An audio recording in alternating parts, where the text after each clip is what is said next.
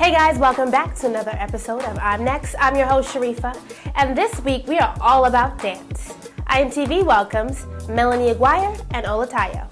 I'm Melanie Aguirre, and you're watching I'm Next on I.N-TV.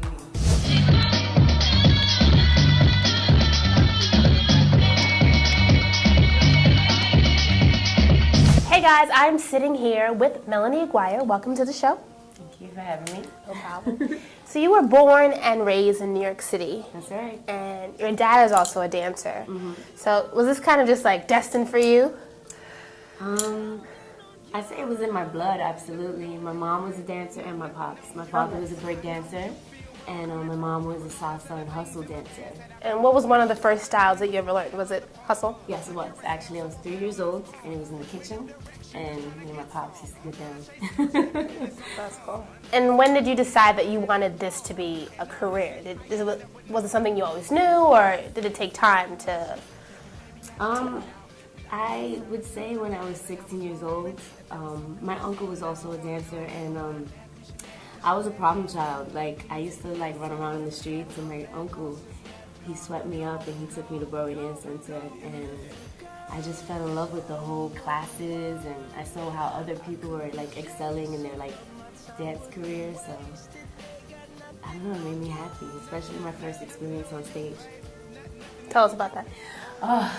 It was a disaster, I'm not gonna lie. It was for Disney. Okay.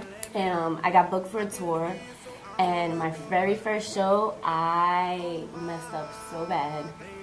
But it was a breakthrough for me, because my whole life I always ran around with fear. So for me to get on stage, that was so big for me. What did you accomplish after that made you really like make your mark and say, okay, this is it, I'm here, I have accomplished my dream? I definitely feel like I have more to go, but I think one of my biggest accomplishments was going to Germany recently and going for a big competition called Funkenstyles. And like, I'm a competitive dancer. Like, I love battling. You do that in the clubs? Oh yeah, girl. I will scout anybody, the best one, and I want to battle that person. Nice. Because I feel like the exchange is going to help me grow as a dancer. So for me to go to Germany and be in front of all of Europe and just battle and just like have my name out there, it was such a great feeling. So that was one of my dreams. So you actually just got back from Hawaii. Yes. Tell us about that. I do this style called whacking. It's from the 1960s. It was not 1960s, I apologize, the 70s, and it's a gay dance. It's from the underground gay culture, and I got taken out there, and I got to teach so many wonderful students my favorite style of dancing, and the culture and like how they greeted me and how they took care of me was such a great experience.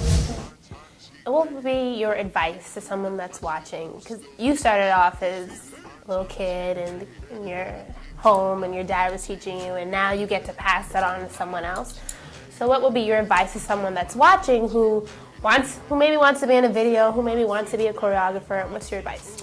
My advice is definitely to get clear on your dream and know that you deserve it and give yourself permission to just keep going. Because I feel like we are our own sabotage. And if you can just get out of your way and know that that's for you, you're going to start soaring. Was there ever a time that you felt like, oh, I don't want to do this anymore? Oh this my is God, not when for do I me. go through that? I go through it all the time. So how do you stay motivated? How do you stay, positive? When I get to those places, I definitely go to the club. I take it out on the dance floor. And why do you think it's important for people to follow their dreams at the end of the day? I think it's important because you're put on this planet to make something of yourself. So instead of dreaming it in your head, it's so much more fulfilling and rich if you dream it out loud, Well, Melanie, I want to thank you so much for stopping by. Tell everyone where we can find more information on your classes and your website. Website, www.melanieaguirre.com, and be my friend on Facebook. I can send you a personal invite and we'll stay in touch. Thank you. And up next, Mr. Olutayo is going to stop by to give you a little male perspective on things. Won't want to miss this. Hello, I'm Olutayo, and you're watching I'm Next on I.N.TV. Just make the day after. Hey guys, welcome back. I'm sitting here with musician and choreographer Olutayo. Welcome to the show. Hello, thank you for having me. No problem. Tell us a little bit about how you got your start in entertaining, I guess, if you will. Entertaining. I don't know. I mean, I've always been musically, entertainmentally inclined, if you will. I started pretty late. I didn't actually start training and really, delving into entertainment until I was about 15. That's when I started training in dance and started exploring and performing. And when did you decide that this would be a career for you? Is it a career? This is what you do? It is. This is what I do. I've always said or kind of known that this is what I was going to be. This was going to be what I would do, but I didn't actually decide and start really working towards it until maybe about a year and a half, 2 years ago. Really? Yeah. Okay. And what was the decision? What made you go for it? The decision is when I was in college. I'm going to sound a bit Kanye-ish on this one, but I was in college and I was like, wait, I'm only here because I'm supposed to be here, and it wasn't really what was driving me or what was, really fulfilling me spiritually. So that's when I made the choice that I was going to go full-fledged for the entertainment situation.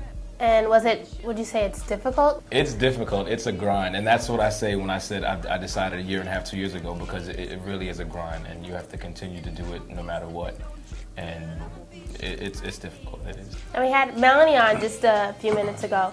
I'm trying to get, what's the difference between being a woman and a male in this business? Is there a difference? Is it harder for a guy to get a gig, or is it kind of like the same competition? I mean, I could say it is, but then the women probably would say that it's easier for us. But I guess it's just a matter of what your mindset is and what your work ethic is and what you're offering and what you're expecting out of it. So. And describe to someone at home that's watching, how does Janet Jackson find her dancers? How does Rihanna find her dancers? How does that get all hooked up for those that don't know? Well, there's a couple of different ways that could happen. It could be, if you worked with the choreographer before, they could have an open call, they could have an invited call where they would maybe see headshots of the particular look they're looking for, and then they would ask for just those people to come in. Or again, they would have just an open call.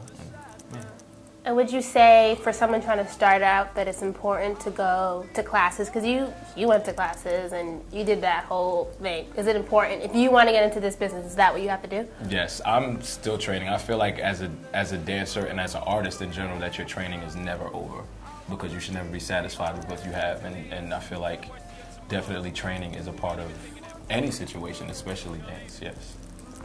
Besides the dancing, you also have a little voice on you, and I am going to put him on the spot. OMG. When the summer came, you were not around.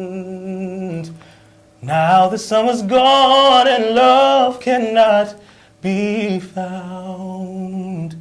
Where were you when I needed you? Last winter, my love. Yeah.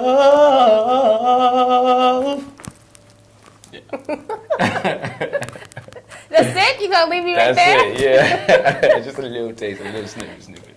That was beautiful. Thank you very much. That was very good. You've done a lot. I would say maybe you've gotten part of your dream. What's the ultimate goal for you?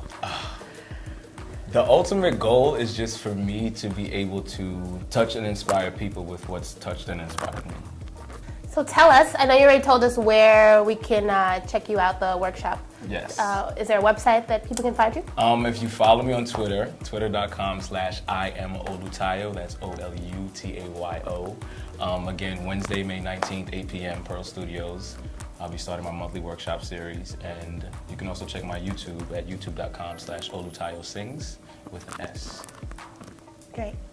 And if you want more information about Melanie or Olutayo, all you have to do is check out our website at I.N-TV.com.